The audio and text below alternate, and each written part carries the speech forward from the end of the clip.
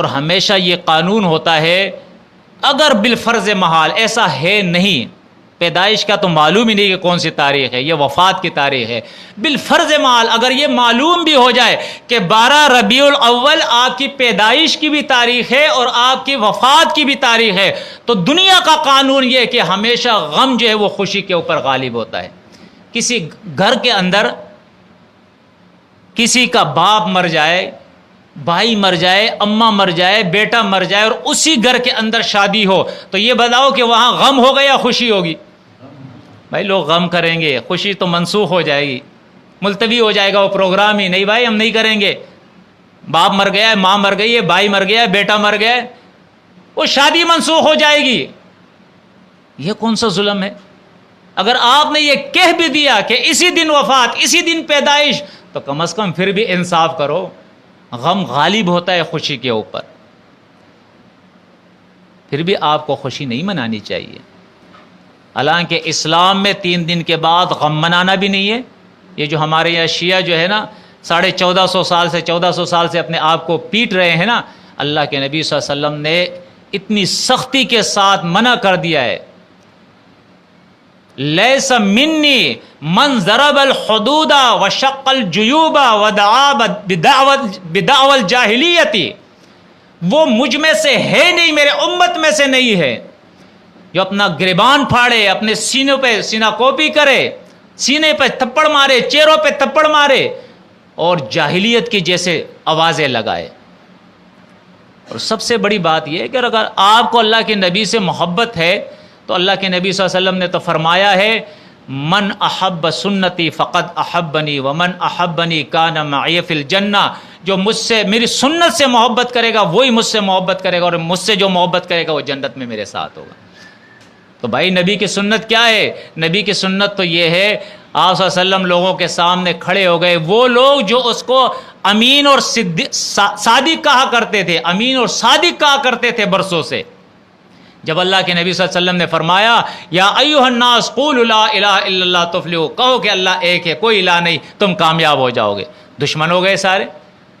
تو اللہ کے نبی کی سنت پہ عمل کرو نا۔ اللہ کے نبی صلی اللہ علیہ وسلم نے ان درگاہوں کو توڑ دیا تھا، ختم کر دیا تھا۔ ولا قبرا مشرفا الا سویتہ، علی رضی اللہ تعالیٰ عنہ، مسلم کی حدیث ہے، حکم دیا تھا کہ سارے قبروں کو جو اونچی ہے زمین سے ان کو زمین کے برابر کر دو۔ اللہ کے نبی صلی اللہ علیہ وسلم نے منع کیا تھا، نہا رسول اللہ صلی اللہ علیہ وسلم ان یجسس القبر وان یبنى علیہ وان یقعد علیہ، قبر پہ عمارت بنانے سے، قبے بنانے سے، آستانے بنانے سے، اس کو پکا بنانے سے، ان یکتب علیہ، اس کے اوپر آیتیں لکھنے سے، کوئی چیز لکھنے سے اللہ کے نبی نے منع کیا ہے۔ اس کو سجدہ گاہ بنانے سے منع کیا ہے، وہاں پہ طواف کرنے سے، وہاں پہ منتیں ماننے سے، ان چیزوں سے تو اللہ نے منع کیا۔ کیوں آپ نے یہ درگاہیں بنائی ہے؟ کیوں آپ پھیرے لگ رہے ہیں کعبے کی طرف؟ وہاں جو ہے طواف ہو رہا ہے، اللہ کے بجائے اس مردے سے مانگا جا رہا ہے۔ یہ سارا شرک کیوں کیا جا رہا ہے؟ یہ شرک تھا جس کو ختم کرنے کے لیے اللہ کے نبی صلی اللہ علیہ وسلم نے جہاد کیا ہے، قتال فی سبیل اللہ کیا ہے، طائف کے اندر مار کھائی ہے، مکہ کے اندر مار کھائی ہے، مکہ سے مدینہ ہجرت کی ہے، صحابہ نے تکلیفیں برداشت کی ہے، جنگ احد میں 70 صحابہ شہید ہوئے ہیں اس توحید کے لیے، اللہ کی وحدانیت کے لیے۔ لیکن آپ تو لگے ہوئے اس توحید کی شمع کو بجھانے کے لیے، شرک پھیلانے کے لیے۔ کون سی محبت ہے اللہ کے نبی سے؟ تو بہرحال مختصر یہ ہے کہ دیکھیں، نبی کریم صلی اللہ علیہ وسلم اللہ کے رسول ہے، اور یہ ہمارا ایمان ہے کہ کوئی بھی شخص اللہ کے نبی صلی اللہ علیہ وسلم سے اپنی جان سے زیادہ محبت اگر نہیں کرے گا، اپنے ماں باپ بیوی بچوں سے زیادہ محبت، اور دنیا میں جو کچھ ہے اس سب سے زیادہ محبت جب وہ اللہ کے نبی سے نہیں کرے گا تو اس کا ایمان ایمان ہی نہیں ہے۔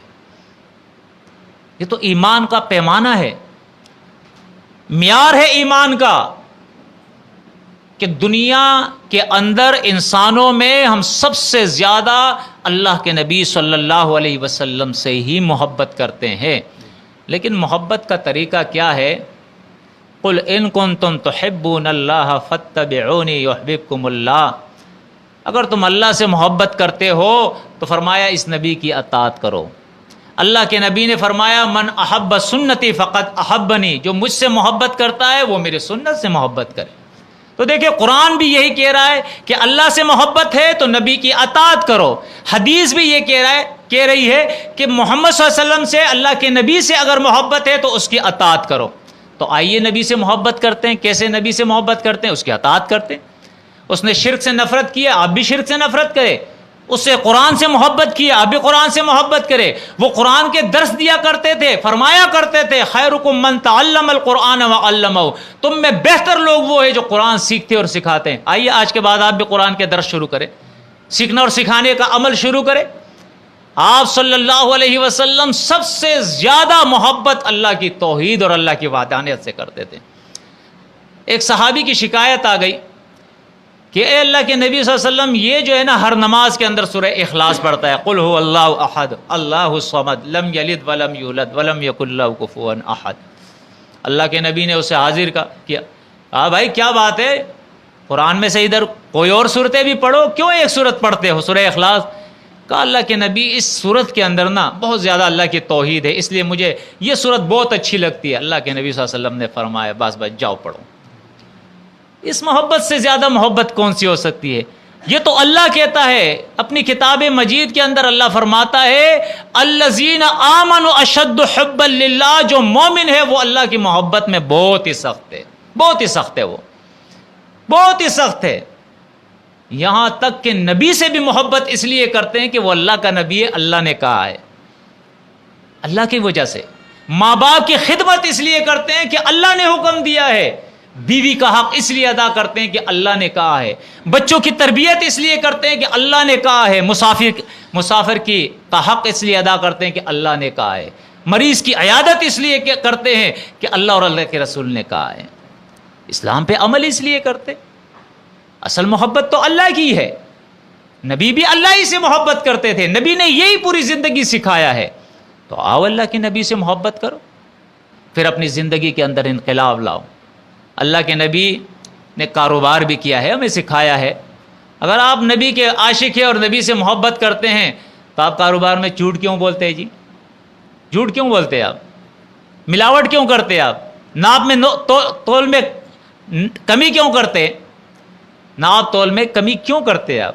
کھانے پینے کی چیزوں میں ملاوٹ کیوں کرتے ہیں آپ؟ ذخیرہ اندوزی کیوں کرتے ہیں آپ؟ رشوت کیوں لیتے ہیں آپ؟ سود کا کاروبار کیوں کرتے ہیں آپ؟ کے گھر میں بے پردگی کیوں ہے آپ؟ کے بازاروں میں فحاشی کیوں ہے آپ؟ کے محلوں گلی کوچوں میں فحاشی کیوں ہے آپ؟ کے یہاں زنا کیوں ہو رہا ہے آپ؟ کے یہ جوا کیوں ہو رہا ہے آپ؟ کے اندر منشیات کا استعمال کیوں ہو رہا ہے؟ کیا یہ نبی کی محبت ہے؟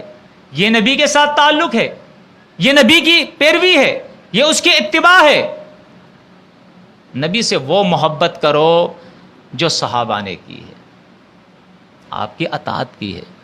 نبی کریم صلی اللہ علیہ وسلم جب آئے ہیں اور دعوت دی ہے نا، تو اس وقت مشرکین مکہ تھے، ان کا یہ دعویٰ تھا کہ ہم ابراہیم علیہ السلام کے ماننے والے ہیں، اور محمد صلی اللہ علیہ وسلم کے بارے میں وہ کہتے تھے کہ یسب محمد آلہتنا، یہ محمد جو ہے نا یہ ہمارے آلہہ کو برا بھلا کہتا ہے۔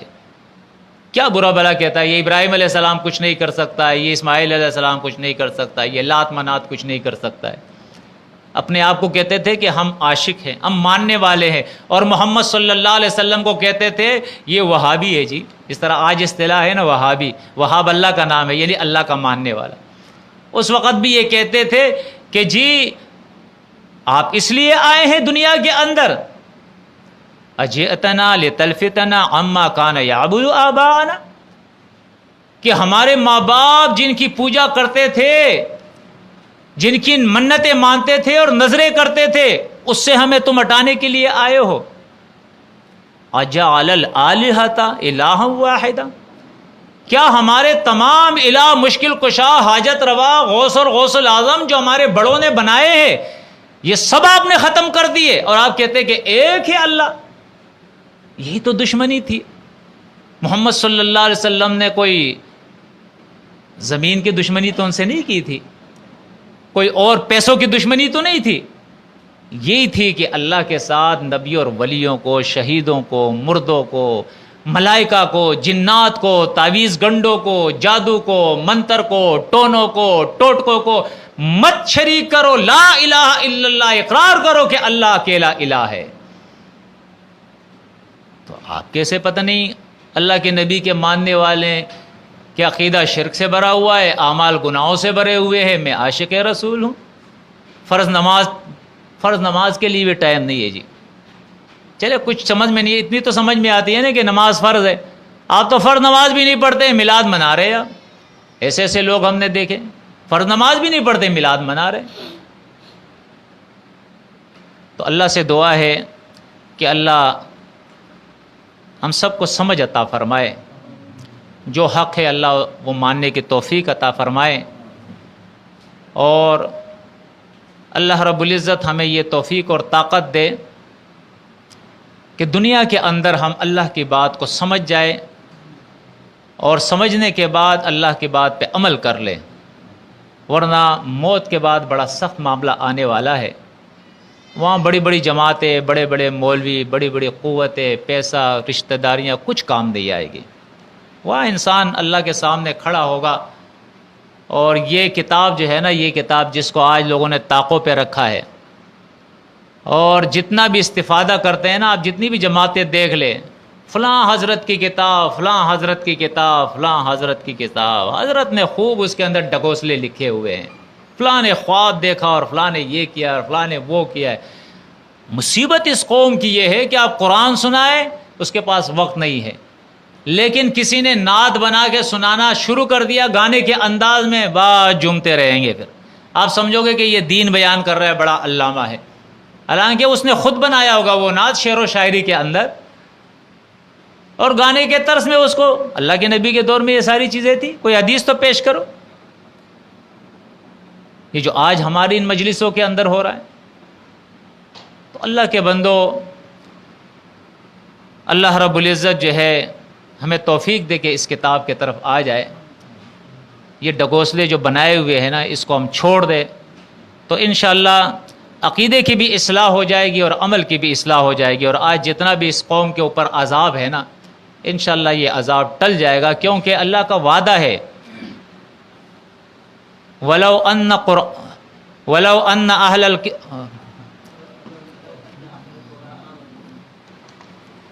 یہ سورۃ الاعراف کے اندر اللہ رب العزت آیت نمبر 96 کے اندر اللہ نے یہ وعدہ فرمایا ہے، ایک سے نہیں بلکہ تمام لوگوں سے فرمایا ہے، وَلَوْ أَنَّ أَهْلَ الْقُرَىٰ آمَنُوا وَاتَّقَوْا لَفَتَحْنَا عَلَيْهِمْ بَرَكَاتٍ مِّنَ السَّمَاءِ وَالْأَرْضِ وَلَٰكِنْ كَذَّبُوا فَأَخَذْنَاهُمْ بِمَا كَانُوا يَكْسِبُونَ۔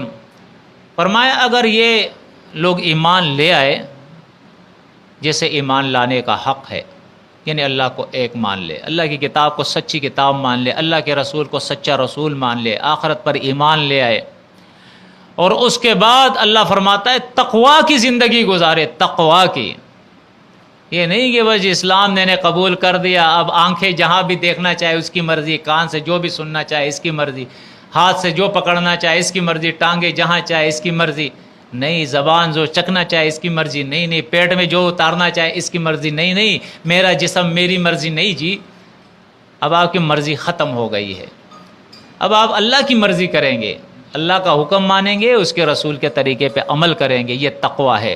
تو اللہ نے وعدہ کیا ہے کہ ایسے وقت پھر ایسے لوگوں کے اوپر لفتحنا علیہم برکات من السماء والارض، فرمایا ہم اوپر اور آسمان سے برکتوں کے دروازے کھول دیں گے، اللہ فرماتا ہے۔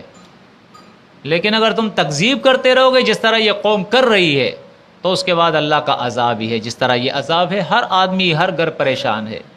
پریشانی کا ایک ہی حل ہے، اور وہ حل یہ ہے کہ ہم رجوع کریں اللہ کے طرف۔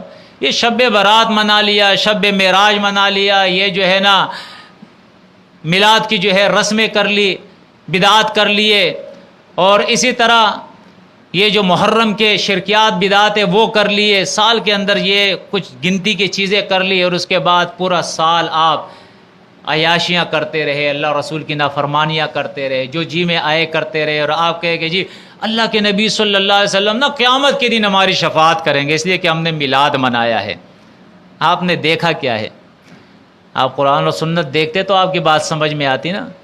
بخاری کی حدیث ہے، نبی کریم صلی اللہ علیہ وسلم اپنی بیٹی فاطمہ سے کہتے ہیں، اے فاطمہ بنت محمد انقذی پہلے کہتے ہیں سلینی ما شئت من مالی، میرے مال میں سے کوئی چیز مانگنا چاہتے ہو تو مانگ لو، دنیا میں اللہ نے جو دیا ہے آپ مانگو گے میں دے دوں گا، میری بیٹی ہو۔ لیکن یہ سن لو، انقذی نفسک عن النار ما اغنی عنک من اللہ شیئا، جہنم کی آگ سے اپنے آپ کو خود بچا دو، میں نہیں بچا سکوں گا۔ اپنی بیٹی کو نہ بچا سکے اور تمہیں بچا لے گا؟ 1450 سال کے بعد تم ڈاکے مارو، چوریاں کرو، ہاں ہیرا پھیریاں کر رہے ہو، زنا کرتے رہو، قتل کرتے رہو، ملاوٹ کرتے رہو، رشوت لیتے رہو، سود لیتے رہو، سب کچھ کرتے رہو، بدمعاش بنو، لوگوں کے مال لوٹتے رہو، عزتیں لوٹتے رہو، اور پھر نبی کریم صلی اللہ علیہ وسلم آپ کی شفاعت کریں گے، جی میرا امتی ہے، میلاد جو اس نے منایا ہے۔ ہاں اللہ کے نبی شفاعت نہیں کریں گے، شکایت کریں گے۔ آپ قرآن اٹھائے، قرآن مجید کے اندر سورۃ فرقان کے اندر اللہ فرماتا ہے وقال الرسول یا رب ان قوم اتخذوا هذا القرآن مہجورا۔ بخاری کی حدیث کے اندر آتا ہے اللہ کے نبی کہیں گے سحقا سحقا لمن غیر بعدی، انہیں دور کر دو مجھ سے، انہوں نے میرے بعد میرے دین کو بدلا تھا، نام محمد کا تھا، نام اللہ کا تھا، نام اسلام کا تھا، اور سارا کفر اور شرک اور بدعت اور گناہ دین کو بدلا تھا انہوں نے، مجھ سے دور کر دو ان کو۔ اور قرآن کہتا ہے وقال الرسول یا رب ان قوم اتخذوا هذا القرآن مہجورا۔ اللہ فرماتا ہے سورہ فرقان کے اندر، اللہ کا نبی یہ کتاب کہیں گے کہ اے اللہ اس قوم نے اس کتاب کو چھوڑ دیا تھا، میرے اس قوم نے اس کتاب کو چھوڑ دیا تھا۔ تو ذرا آپ دیکھیں نا اس کتاب کو آپ نے چھوڑا ہے یا نہیں چھوڑا ہے؟ آپ کا مولوی آپ سے کہتا ہے کہ دیکھو اس کتاب کو سیکھنے کے لیے 14 علوم کی ضرورت ہے، یہ ڈگوسلا ہے، جھوٹ بول رہا ہے۔ اللہ فرماتا ہے وَلَقَدْ يَسَّرْنَا الْقُرْآنَ لِلذِّكْرِ فَهَلْ مِن مُدَّكِرٍ، قرآن ہم نے آسان کر دیا نصیحت کے لیے، کوئی ہے اس سے نصیحت لے؟ یہ مشکل کتاب نہیں ہے، یہ جھوٹی بات ہے کہ 14 علوم سیکھنے پڑتے ہیں اس کے لیے۔ صحابہ نے 14 علوم نہیں سیکھے تھے، وہ تو بالکل بیچارے دیہاتی لوگ تھے۔ تو اگر اللہ کے نبی کے ساتھ جنت میں رہنا چاہتے ہو، صحابہ کے کرام کے ساتھ رہنا چاہتے ہو، مومنین کے ساتھ رہنا چاہتے ہو، جہنم سے بچنا چاہتے ہو، تو ایک ہی طریقہ ہے، شرک سے توبہ کرو، گناہوں سے توبہ کرو، اللہ کی کتاب کو سیکھ لو، قرآن اور سنت پہ عمل کرو، انشاءاللہ دنیا میں بھی اللہ کی رحمتیں برسے گی اور آخرت میں بھی اللہ کے عذاب سے بچ جاؤ گے، جنت میں اللہ داخل فرمائے گا۔ اقول قولی ھذا استغفر اللہ لی ولکم ولسائر المؤمنین۔ سبحانک اللہم وبحمدک اشہد ان لا الہ الا انت استغفرک واتوب الیک وصلی اللہ علی النبی۔